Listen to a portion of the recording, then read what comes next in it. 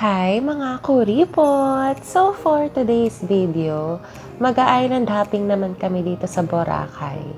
First time ko nga mag-island hopping, kaya naman I'm very excited. At sobrang ganda pa dito sa dagat ng Boracay kasi napakalinaw ng tubig. Kahit nga mainit ay very relaxing kapag nakasakay ka sa bangka kasi ang ganda-ganda ng view. Hindi kami nakapunta sa Puka Beach kasi maalon daw. Kaya dito na lang kami nag-stop sa, nalimutan ko yung pangalan ng beach. Pero dito kami nagpa-picture sa Sandcastle and the Crystal Kayak. Sa Santa Maria Travel Agency din namin binook itong island hopping. At may kasama na rin siyang free lunch buffet kaya sulit na.